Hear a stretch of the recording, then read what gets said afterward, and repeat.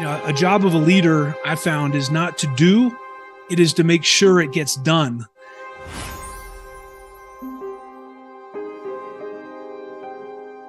I wanted to invite Dan Cockerell, former VP of Magic Kingdom Walt Disney World, to the show. Now, it's an awesome episode because I, of course, if you might have heard, got to interview Dan's father, Lee Cockerell, for the very first episode of Bippity Boppity Business. And now I think it's amazing that almost a year later, we're growing and inspiring many people here at the show.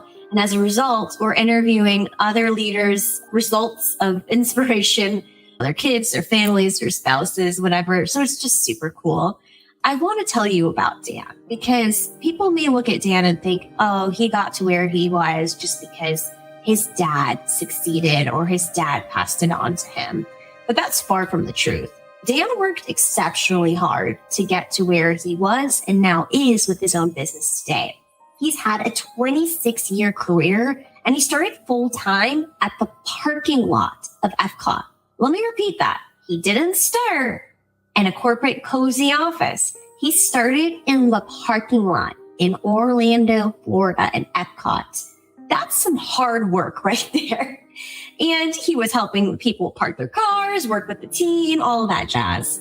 But he got a lot of his front-line experience at the parks actually later in life when he moved to Disneyland Paris. And it's actually where he met his wife and now business partner. And he, after working there for a while, decided to move back to the States. He moved to Florida in 1997, and he spent several years working in Walt Disney World hotels, and he finished his career after all of that time in 3 different VP roles: VP of Epcot, Disney Hollywood Studios, and then eventually Magic Kingdom. So Dan now, after all of this time, has decided to switch over from working for someone to embarking on his own business. And for his company, he actually helps business executives build and grow their leadership skills. He also helps implement a strong culture for their teams by providing customized, authentic presentations, insightful workshops, and one-on-one coaching that focuses on leadership and management practices drawn from his time and experience back at Disney. I really enjoyed meeting with Dan and diving into his extensive experience in all of the departments and ways that he inspired others and grew his team at Disney. And what he's doing now with his company is even better. It's so exciting. So if you are ready to take your popcorn out and listen to the secrets behind the scenes of how running a business works at Disney, and you want to try to apply it for yourself, this episode is definitely the one for you to tune into. Everyone, please welcome Dan Cockerell. Hello, Dan, and welcome to Bippity Boppity Business. How are we doing on this magical day? It is a magical day, Rita. I'll tell you, I love the name of your show because I was the general manager of merchandise when we opened the Bippity Boppity Boutique in Cinderella's Castle way back in the day. So that was a really cool project. So that was very personal to me. Yeah. Well, that makes me extremely happy. That must have been so cool to open up and orchestrate, but we'll talk about that a little bit later. You've done so much other than just opening a Bippity Boppity Boutique. I mean, you've led an entire team for the parks as VP. You lived and worked in Disneyland Paris, which is so cool.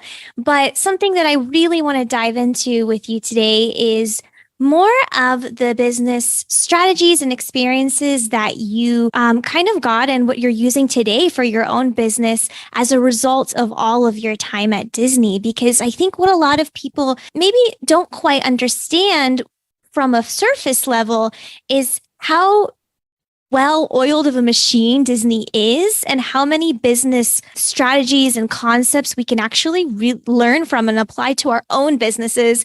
Maybe even if your business doesn't sell to consumer or, sell have cartoons or anything like that, there's still so much we can learn. So as we get into that, the thing that I'm really most appreciative of is your stance on leadership, because any successful team, any successful company doesn't just happen because people decided it needed to, or the team worked really well together on their own. Somebody was leading that initiative.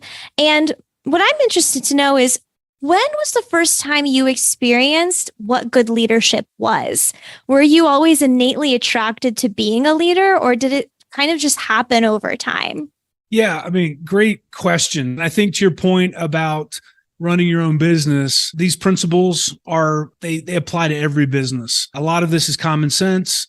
As Valerie and I like to say, my wife and I like to say in our workshops, it's simple but not easy. And a lot of these things are innate and just second nature. So, but they can be learned. I think growing up, first of all, I had great role models. My parents have been married for, 53 years, I think now. And, my dad grew up in Oklahoma in the 50s. So he said, I didn't come from the most diverse place in the world. And he left Oklahoma and went to Washington, D.C. And he decided he wanted to have a household where they'd raise me to be open-minded and respectful of others and welcome diversity. Although we didn't call it diversity back then. It was just being nice to other people. So I had I think the expectation set upon me, and what I got to observe were those right behaviors. And I found myself in school, as I moved through school and, elementary school and high school, I seemed to be connected with all the different groups. I was an athlete, and there's a lot of groups I wasn't a part of, but I seemed to be able to kind of be a bridge and connect to all of them and have relationships with all kinds of people from different backgrounds and different points of view. And over time, I think that helped build my influence, because when you can connect with people personally, you tend to be effective in communicating with them and influencing and understanding each other. And so I kind of took that forward, playing sports in school and then eventually working, this idea that you have to respect everyone around you and connect with everyone around you. And if you can show them respect and value, that's reciprocal, and they'll be more likely to respond to what you're trying to get done. A job of a leader, I found, is not to do, it is to make sure it gets done. And I think a lot of leaders put it on their shoulders, all this, when they really should realize they're just there to facilitate a team moving towards a goal.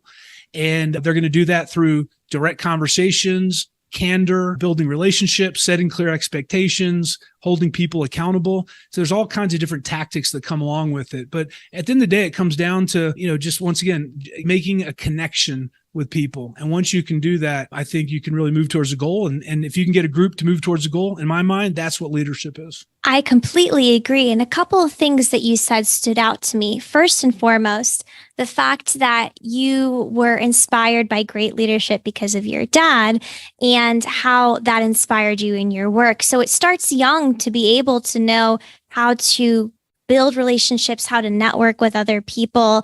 That skill is something that we all have inside of us as kids, actually. We're all innately curious and full of wonder. We want to make friends. And it isn't until much later in life where we feel like maybe a sense of closed-mindedness or social insecurity as to whether or not we can meet with someone or connect with them at that level. Yep. So part of infusing wonder into your work is thinking about how, as a kid, you would want to talk to everyone on the playground and hang out with them, and everyone's my buddy, and you would all listen and have that shared solidarity with each other.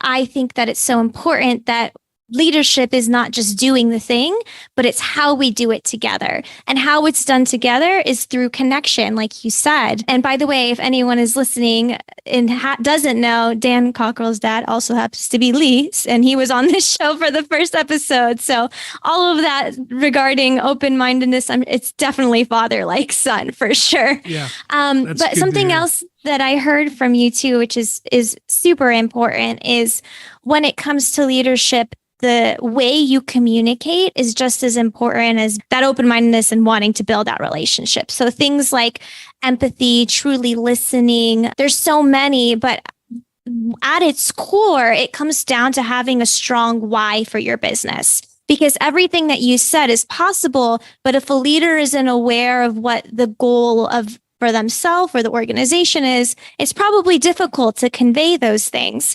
And I think something that Disney does very well is aligning teams through a strong why, a strong culture. That the brand is very, very obvious. What's your opinion of how a leader can make sure everyone understands and supports the team's goals, implementing that why, maybe inspired from that alignment you experienced working at Disney and what you do now as a consultant? Yeah, absolutely. So I think there's probably a more practical answer than people are going to expect here. But the first one we talk about at Disney is having a common purpose. And that's not the vision of the company or the mission of the company. It is something that everyone can rally around. Every employee can come in and think about every single day as being a goal. It's what everyone has in common, because people have lots of things not in common. They don't have the same jobs. They don't work in the same line of business. They come from different backgrounds. They may work in a park. They may work in a hotel. There are different levels of the organization. So there's lots of things that differentiate everyone. But the great thing about having a common purpose is it's a glue that connects everybody. And at Disney, it happens to be the common purpose everyone, if we're doing our jobs right, thinks about every day, is creating magic for guests, creating magical memories for guests, creating moments that are only Disney moments. And the great thing about that is everyone in the organization can do that in their own way. They just have to be creative and look for opportunities to do that. So I think that's really important. The first thing you do, and that's kind of your why. Why are we here? Because we are creating magic for people. We're creating magical memories. And if you hook onto that, then the business takes care of itself. You have to start with that grounding so everyone feels like they're included.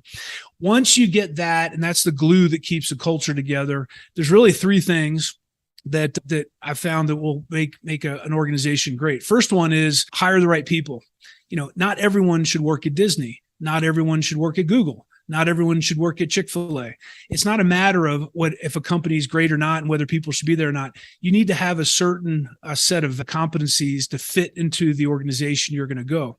I think one of the reasons I had a very successful career at Disney is because I love working on teams. I did that through sports growing up.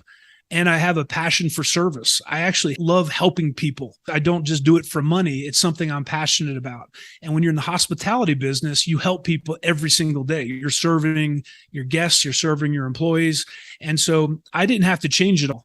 I love being on teams. I loved being a high energy person, and I love solving problems and having a service minded attitude. So my transition to Disney was easy because they valued who I was just by the nature of what my values were. I can name a whole bunch of companies that I would not have been successful in or would have been average because they were looking for other skill sets. So I was very lucky to discover Disney right out of college. Secondly, training. If you want to have a great culture, you have to train everyone on what the expectations are.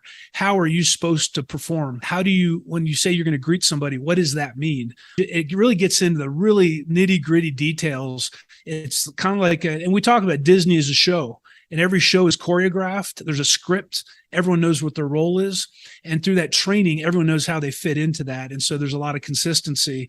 And then the last thing about building culture is treating everyone right. We talked about that already. Respecting everyone for who they are, what value they're bringing. When they do something great, you recognize them for their performance and reinforce that behavior. When they don't do it right, you give them to make them better. And growing up playing sports, when a coach yells at you to do something, you don't think to yourself, well, I'm going to go to HR. They're not being nice to me. Maybe he doesn't like me. You just think to yourself, well, the coach is yelling because he wants me to get better so we can win the game. But somehow when we get into work and we get feedback, we make up all these other things about, there's this, they're being not nice to me. But when someone gives you feedback and coaches you, and it's to improve your performance. So once again, what's the common purpose in your organization that you're talking about every single day? Are you hiring people that are going to be a good fit in your organization? Are you giving them the training and the tools to be able to do their job well? And are you treating them right with respect and reinforcing the behaviors? And at the end of the day, if you can do that, I think that's how you create a culture that can maintain over time and be built upon. Yeah, definitely. I do want to emphasize, though, if we are providing feedback, we're not saying to yell at your team member like a coach. Maybe with a little bit more finesse, we would do that.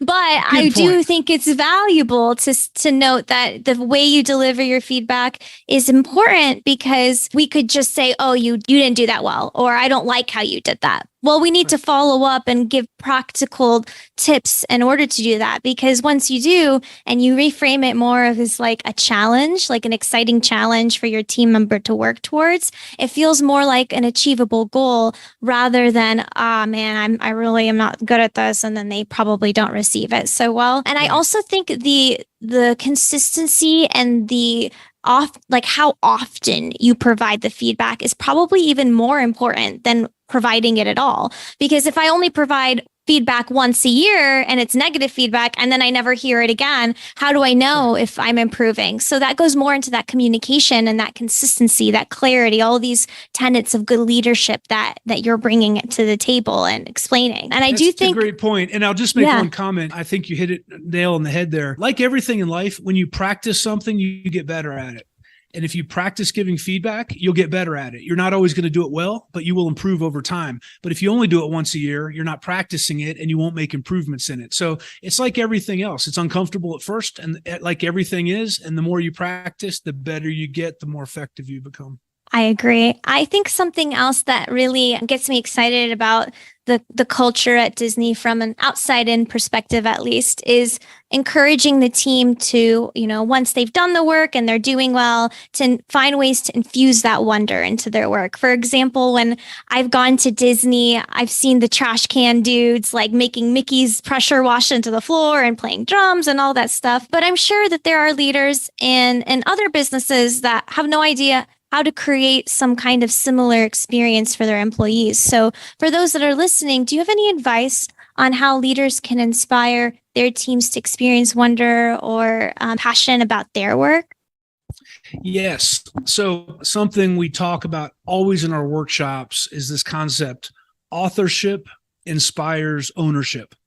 So if you can get your teams involved in creating these moments, these magical moments of wonder, as you talk about, they'll be more likely to be dedicated to doing them. They're going to figure out creative ways to execute upon them.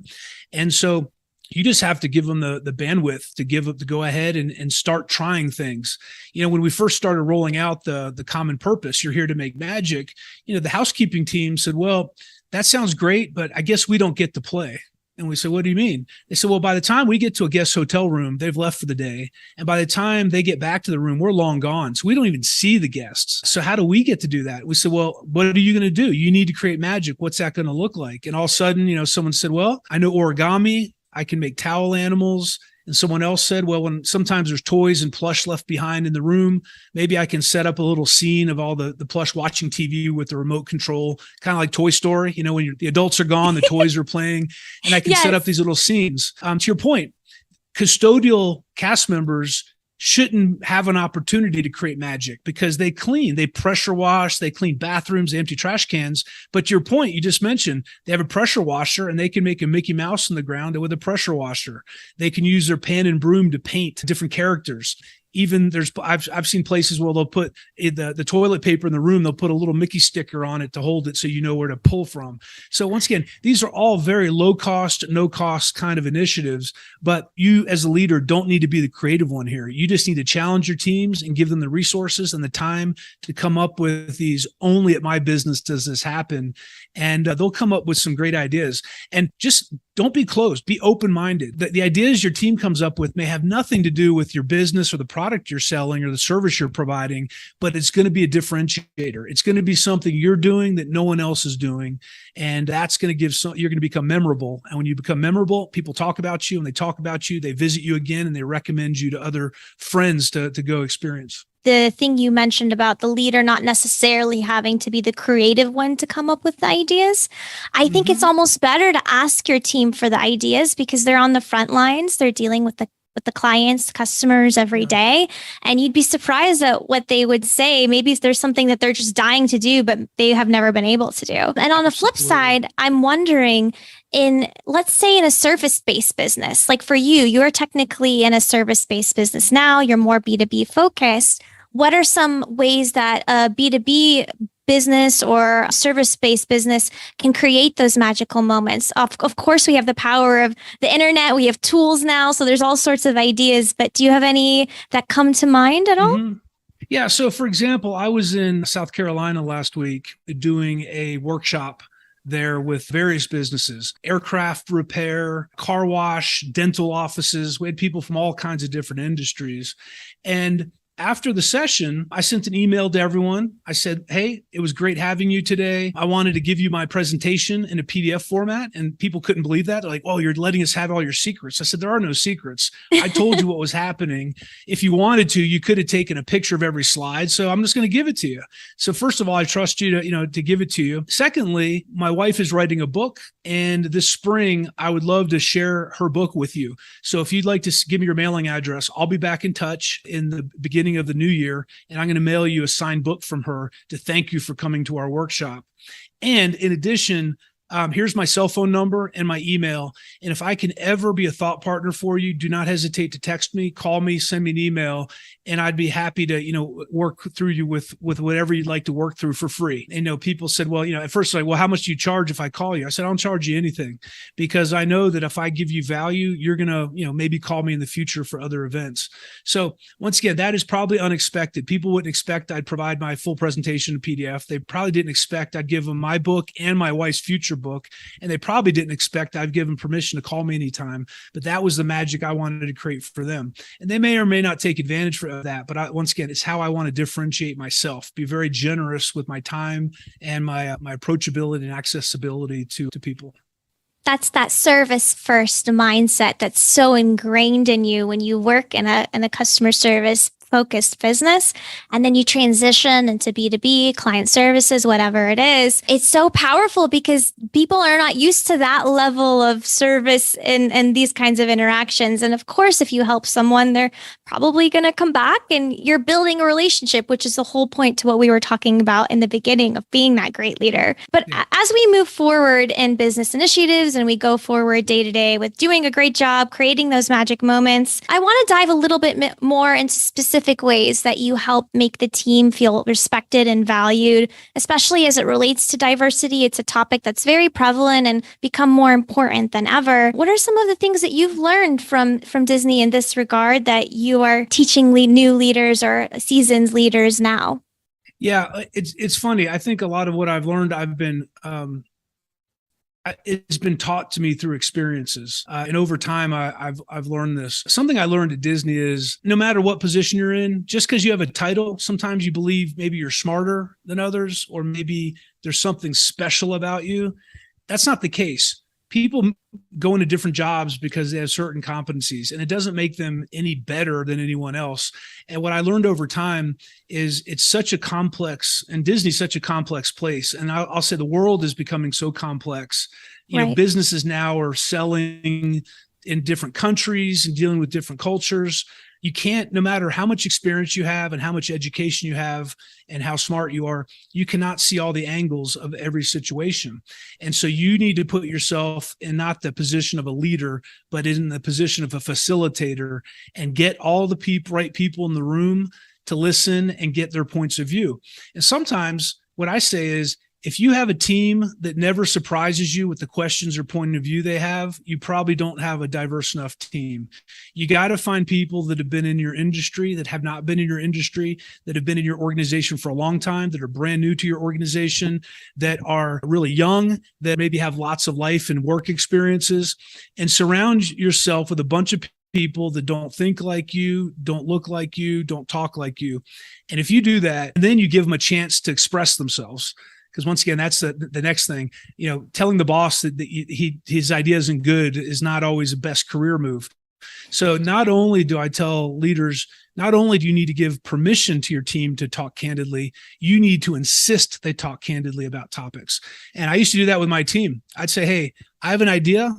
For the next 10 minutes, we are going to talk about why this is the worst idea ever. And I need everyone here to give me critical feedback on why this isn't going to work. And so I insisted upon it. And so they went to town. And sometimes at the end of it, we said, you know what? You brought up 3 things I didn't think of, but I think we can overcome those and we'll just think ahead and solve them. Or, you know what? You brought up something I didn't think of at all. The idea is dead now, and we're not going to go down that path. But once again, as a leader, if you really want to value diversity and be inclusive, you have to get rid of your ego, and you have to allow everyone to express themselves. And it's not the authority, it's not the highest position in the room that should have the monopoly on having a voice. Everyone has has to have a voice, and you have to learn how to listen to everybody. And a lot of leaders struggle with that.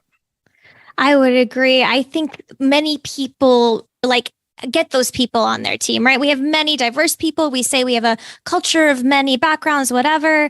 And then when somebody finally goes to speak up, it's like crickets or a thank you for your suggestion in the box kind of a feeling. Like, we're going to put that away for later. But I think something I'm curious to know about is maybe this has helped you with what you're expressing now. Your time in Disneyland Paris, it's international business. I mean, that's a completely world how we do business. The pleasantries or social cues between what we're used to here in the States, between Paris and many more different countries, of course, come through and visit a location in Europe. So I want to know what are some things that you learned there, like international business tips or things that kind of influenced you now? I don't know. It just seems so cool to me. Do you speak French too? Like, I don't know. Yeah, I do. When I got there, I spoke about 6 words of French. And by the first year, I could have a conversation pretty fluently, because what I learned is when you're immersed in a culture where all you can do is speak that language every single day, you can learn any language in the world. I'm telling you, a lot of people don't realize that. It's painful, but you'll get there because you have to survive. You have to go shopping, and I had to talk to my guests and talk to my employees, and I had to go to the bank. So all those things, living there for 5 years, that really happened. Yeah. And I'll tell you, just overall, living in another country, that was probably the most humbling experience I had. Because what I found is my wife's from France, Valerie's from France. And so she had the same experience when she came to the US. When you first arrive in a new country to live there, at first it's honeymoon phase. Everything is exciting and new, and it's really neat. And then you go through this phase of, you know what? I keep comparing what I'm used to in my culture to this one, and I don't like what's going on here. I don't like that everything closes at noon every day for 2 hours. I don't like that things aren't open on Sunday. I don't like, you come up with this list of things you don't like because you're used to what your culture was.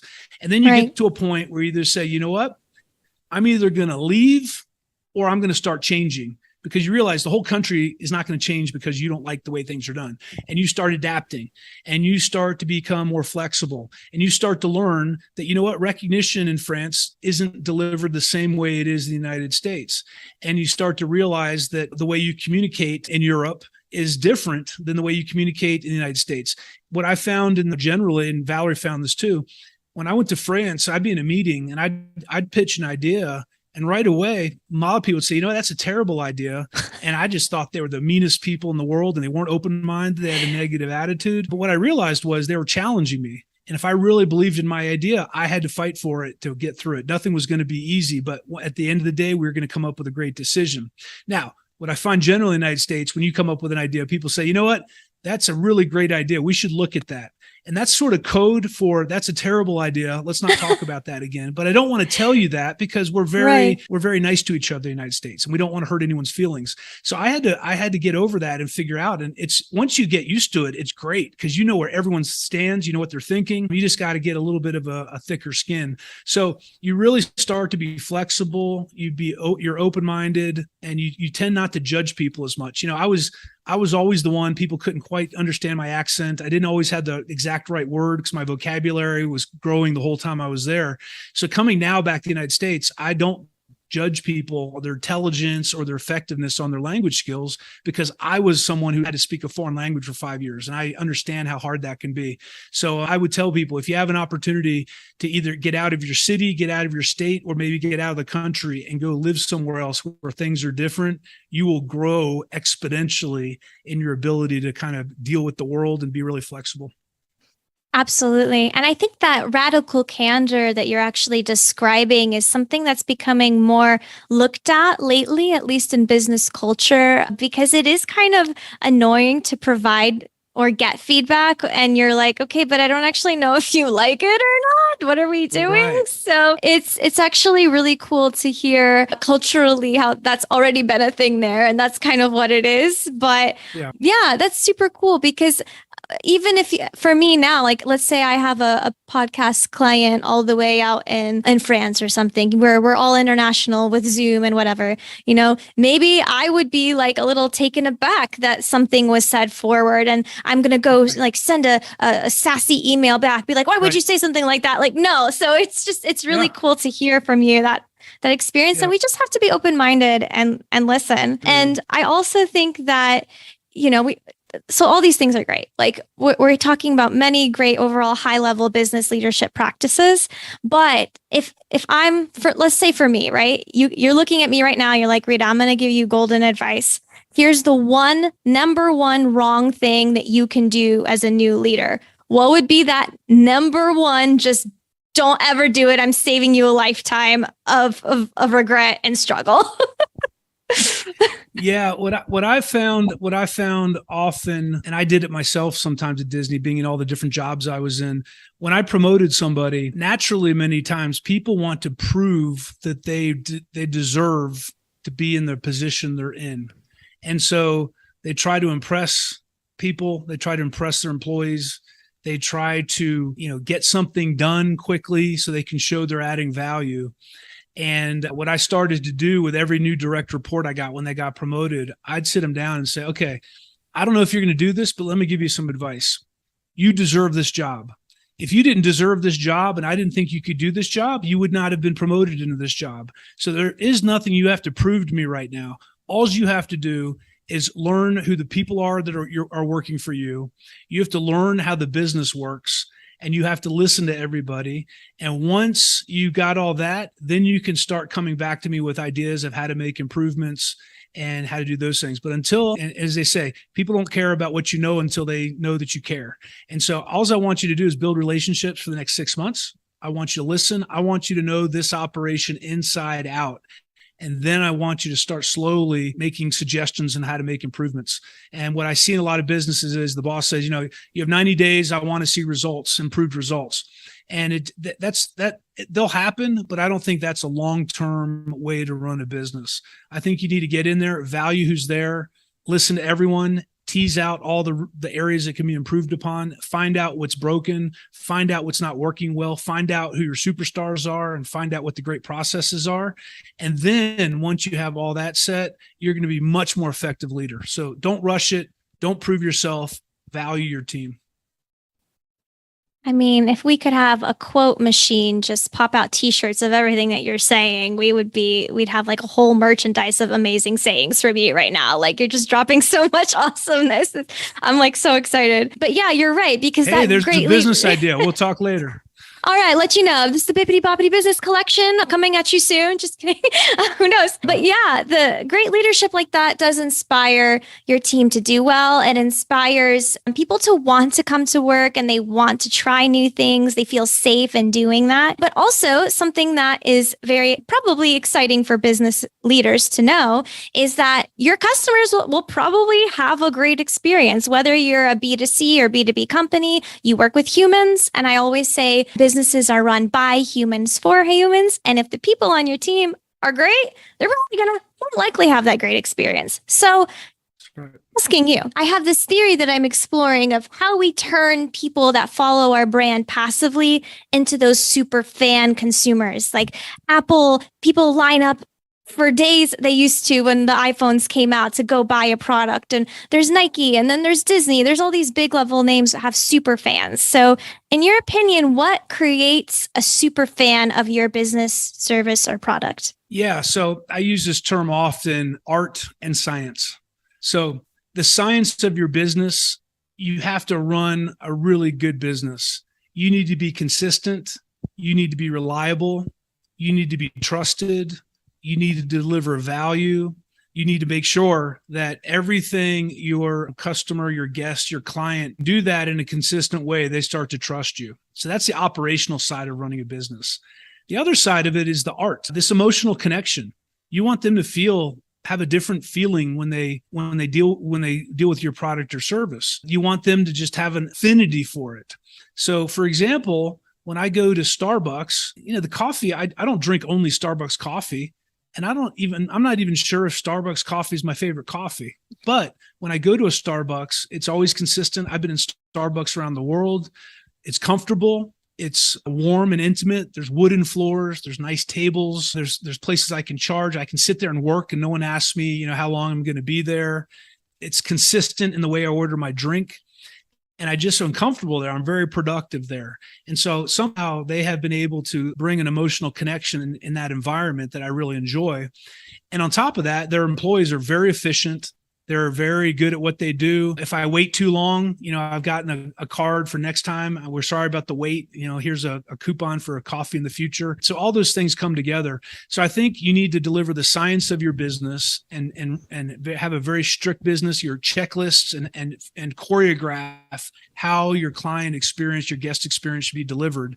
And then on top of that, lead with common purpose and get your employees to realize making a personal connection with each guest, each client, each customer is going to be the differentiator. It's going to give them a story about how to talk about your business differently than others. Just being nice to people, not running a nice, tight, efficient business won't get you there. And running a really organized business that has no soul and no emotional connection won't get you there. You got to do both. And that's the tough part of this. I've honestly not thought about it from this perspective. I think because I'm more so creative on the art side, I often think about the whimsies and the magic moments and all of these fun parts to delivering an excellent service. But consistency, there's beauty in consistency. It's something that when I go, like, for example, like you said, to Starbucks, I know exactly what's going to happen every time, and it builds trust, because I don't think brands can be built or all these stories can be told if you don't first trust that they're going to do anything for you, right? There's a lot of companies that rebrand, they throw a sticker or whatever, a different like a different logo on them. I'm not going to name names, but there's various companies that we don't necessarily have that affinity for, because we know that even though they've done that, the consistency isn't there. Or we often have a bad experience. So I think it's encouraging for leaders to hear, because just start with operations and do the little things like you mentioned earlier, like giving out your number or, connecting somebody with someone in their industry they may not have, for example. There are small ways to surprise and delight your potential clients in your business that don't really require, my pressure washer and my drum quartet like on the sidewalk per se. But it's very important. And I love that you said that. So Rita, I'll give you a quick example of how you run your business. We're doing this podcast. You use the word wonderment and you're very high energy and you're passionate about what you do. But we had a pre-call. We talked about, and you wanted to see where I was going to talk about. Your manager sent me a recap and told me how this was all going to go and prepped me for this. And that's probably why it's going so well. So I think you do have the art and science. You have the discipline to do the preparation to ensure success. And then once the cameras and the recorders are rolling, you're able to perform. So I think this is a good example of that. Well, thank you. I really appreciate that. I am about less than a year into my business, so that's very affirming to hear from someone like you. I appreciate it. That is different. I do lots of podcasts, and that doesn't happen very often. So, bravo. Well, there you go. Grazie. I don't know why I said that, but that was my response to the compliment. It sounds like a great response. I appreciate it. We talk a lot about the highlights of being a business leader. Just now, we talked about those moments where, okay, we're doing well, we're inspiring our team, we're getting clients. But talk to me about the not so sunny zippity doodah side of being an entrepreneur, and what has been one of your biggest challenges transitioning from working for, a company that gives you all the tools and resources to being on your own now and working with your wonderful wife, Valerie? Yeah. I think, for every entrepreneur I've talked to, and for us also, we've experienced getting started is always the hardest part. Just getting out of the gate and creating structure and figuring out what you do or what you have that has value that people are interested in buying. What is your message? What do you want to be known for? That was really hard. Secondly, I think, is creating your own structure. Disney, I didn't have to think much about structure. I knew we're going to open that park every single day at 9 a.m. and certain days of the week we're opening at 7:30 a.m. And I know it every wasn't shop like you has got to to be decide open. like, No. maybe today we'll open the Tiki Lounge at this time or not. Right, exactly. So there was a lot of structure and there was a lot of planning into the future. And when you start running your own business, you have to create all that structure. You have to decide where you're going to spend your time, and that can be very intimidating because your day is a blank sheet. And so you got to figure out where you're going to spend the time that's going to give you short-term value and long-term value. So there's days when I'm working on something I'm doing tomorrow, and later in the afternoon, I'm working on something I'm going to be doing in 2 months from now and getting ahead of it and starting to put those ideas together. So I think creating a structure, creating a discipline for yourself as an entrepreneur is really important. And just knowing you just got to keep getting up every day and keep going and keep going. There's so many times when I just said, you know what? I don't know if we're going to be able to make a living doing this. We're doing all this and I'm not seeing what the results I had expected. And then like the next week, 5 people would call and say, hey, we'd like you to come speak to us. We'd like you to, we didn't know how close we were to success, and everything seemed dark. And all of a sudden things got better. And you just have to have faith that if you keep working away, you're thinking about what you're doing, you're getting advice, and you know your core value, you're going to have success over time. But I've just seen a lot of people, they stop right before, and you just got to hang in there. What's one big failure over the course of your career that you learned from, and how do you use that and reframe it to help other people today and move forward? Yeah, I mean, the biggest failure I've had over time, and it's happened multiple times, is when I let my ego get in the way and I try to go out and start doing things or try to do projects and not get people involved. And I lose out on the collaboration. I lose out on the feedback. I lose out on the amount of people I can delegate and work with to get these things done. And I put in all this time and effort. And at the end, everyone's looking at me saying, what are you doing? We knew this wasn't going to work. And if you had just talked to us, we would have gladly been with you. And that's happened to me multiple times in my career. I've been there too. Yeah. It's a blind spot. I thought I had all the information. I thought I knew everything. And so I said, well, then instead of spending all this time, let's do this quickly. And I'd strike out on my own, and it usually ended in disaster. So getting help from others and asking people's opinion and getting points of view is that I think is a strength, and it shows vulnerability, and it shows very courageous leadership, in my opinion. You have to be able to ask for help and have the courage to express that you don't know how to do something, because I totally understand. There have been moments where I've been like, yo, I really do not know how to edit this video. Something's wrong with it. I don't know what to do, but I'm an editor and I should know how to do this, blah, blah, blah. You go down the rabbit hole. And then that whole time, I could have just had someone else do it and we would have gotten it done, right? So I completely understand in my own way. Because leadership is not about doing, it is about making sure it gets done. Man, I'm so here for this conversation. I'm going to play that soundbite when I wake up to help me get up in the morning, which is something else I wanted to ask you about, because I think this is something that you probably might also share with your dad. I'm not sure with Lee. What time do you wake up in the morning? And do you feel like the time that you wake up brings you more success? Just curious. Yeah. I'm usually a 5:30, 6 a.m. person. And, how? Help me. Need to be this kind of a person.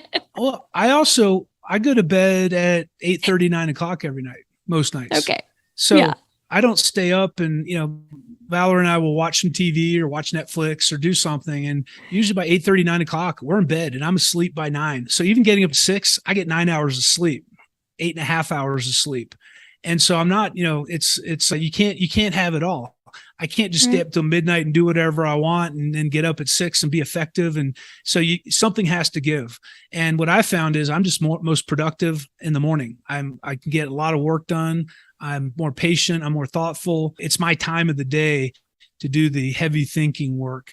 And then after lunch, usually I do a lot more of the time consuming work that doesn't take as much thought, but just takes time to put into it, because I've learned that about myself. I'm much more fresh in the morning. I'm not preoccupied. I have more willpower. And as the day goes on, I pick activities that are going to require less thinking. So for example, this afternoon after this podcast, I'll go for a run. I worked a lot this morning on projects, but I'm going to go running this afternoon because that doesn't take any mindset, but it's important.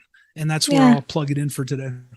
I think why I ask is because once I finally learn how to better ask for help, I think I will feel that I have more time to wake up at a certain time and be able to delegate tasks better. It's all part of learning and the experience, but there's some magic in the morning for sure. But on that note, let's just switch gears a little bit and talk more about some of the storytelling aspect that's so unique to Disney, because I find it so amazing that with whatever the company does, they do try to weave some sort of like story into it, or like, even for the employees, we're cast members, we're on stage or whatever. So what are some elements of Disney storytelling and branding that are inspired in what you do with your business now? And what are your just thoughts over that as a whole?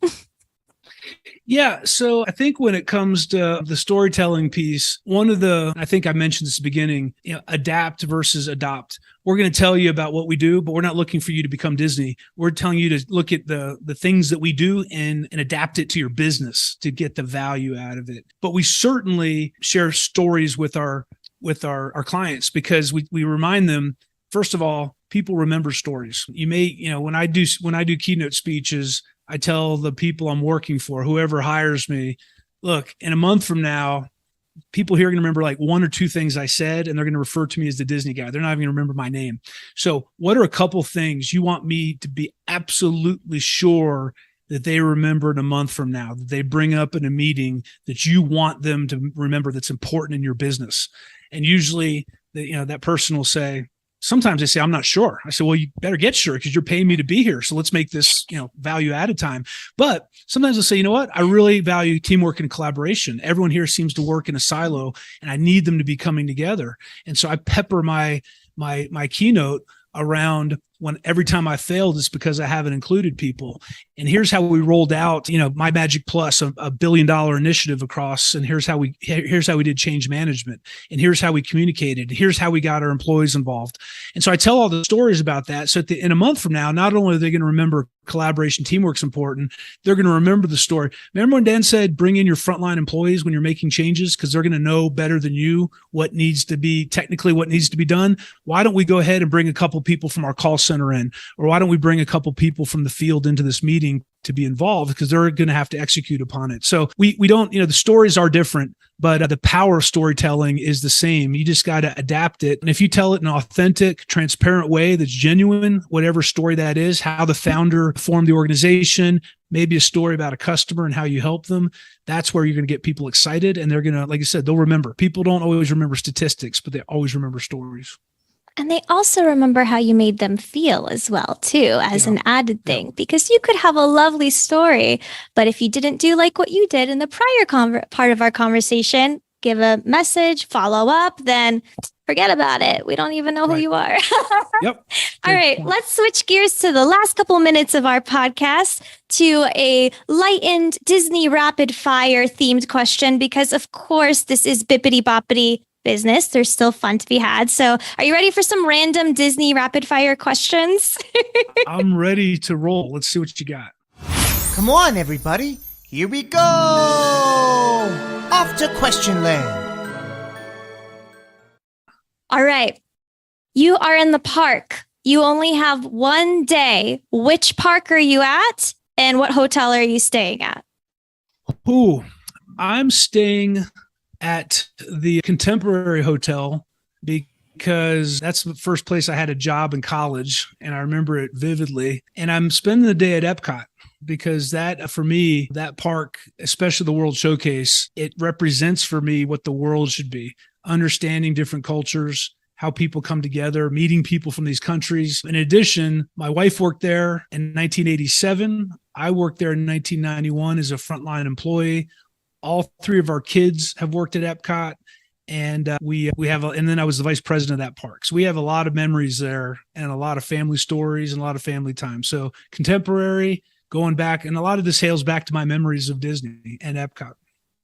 Amazing. I also have a side thought, which is it seems like all these Disney couples that I meet are pretty happy. So for anyone listening, if you need to meet someone, just go work at Disney. I'm sure you'll find a spouse one way or another. That's what it seems like. I've interviewed so many people that be like, yeah, I met my one at Disney. And I'm just like, okay, it's really cool. Well, a lot of times it's because you didn't have time to meet anyone from anywhere else. So anyway. You're like, we're here. It's efficient. Let's go. Just kidding. Okay. You can be in any Disney movie as a cameo. An animator comes to you and is like, hey, we're going to do you a solid. We're going to put you in a movie just like for a couple seconds. Which movie do you magically appear in? I would love to be in Tron. I love that movie when it first came out, and I love the sequel to it. It wasn't a blockbuster, but I thought the concept was so cool. And I would love to be, maybe if we went back when the first movie came out, maybe one of the kids in the arcade back there playing in the background or something. Oh my gosh. I don't even know what movie I'd be in. I'd want to be in like the video game where they get to be in all of the universes, because I wouldn't know like what to pick. So I can't pick one. Okay. My last question for you is, have you ever been inside the Cinderella castle? I'm assuming you might have been, since you helped open up Bippity Boppity Boutique. What did it look like? What's it like? I've always wanted to go in there. I have a lofty goal of visiting one day. We'll see what happens. So inside the castle, so there's a few things inside the castle. In the suite. Bippity Boppity Boutique. Oh, the suite. The illustrious suite that nobody can go into. Have you seen it? Yes, and there's photos online if you want to see what it looks like. They're out there. I mean, photos have been taken, and there's some videos of it. It is really incredible what they were able to bring to life in that suite, and the functionality of it, to have a family of 4 be able to stay in it. And the relatively how small it is, but how big they made it feel with all the effects. You feel like you are in a medieval castle, but you have all the modern conveniences, and those are sort of hidden. And it's a pretty cool place. And like I said, it was millions of dollars to convert and to create Cinderella's Royal Suite. And we, after the Year of a Million Dreams was over, there was a big conversation about whether we were going to rent it. Like, could you book it, a reservation like a hotel? And we decided that it has no value. It's invaluable. So you can't buy it. The CEO of the company may offer it as an auction item for a nonprofit organization or charity. You may be able to win it through a sweepstakes, but you can't buy it. And I think that's one of the things that makes it really special. No matter how much money you have, you can't call and just say, I'll give you an unlimited amount of money. There's rules around that. And it's a very special place. That's so beautiful. I'm just letting you know, Dan, my goal is by the 100th episode to be able to film an episode in there. So we'll see what the world makes of that idea. Okay, we'll keep talking. I still got a couple people at Walt Disney World that remember me. Maybe we can. We'll see what can happen. No promises. I'll settle for at least the Bippity Boppity Boutique. We'll work our way up on the levels of the castle. That's fair. Awesome. Well, thank you so much, Dan, for being on the show and sharing your busy schedule with me to have these conversations regarding leadership, storytelling, branding, culture, all of these phenomenal things. From what I'm hearing, it's not necessarily about what you do, but it's how you do it and how you get your team to rally around it together and just be a good person and have a service first mindset. If anyone wants to connect with you, they want to hear more of your stories, get a keynote, or just ask you questions, what's the best way that they can do that? Yeah, you can go to cockerellconsulting.com or just Google Dan Cockerell and we'll pop up. My cell phone's in there, my email, and we answer every call. Fantastic. Well, for everyone listening, thank you so much. This has been Bippity Boppity Business, and I hope you all have a magical day. Thank you, Dan. You've been listening to Bippity Boppity Business. Like what you hear so far? Leave us a review in Apple or listen to us anywhere you prefer listening to your podcast. Until next time, have a magical day.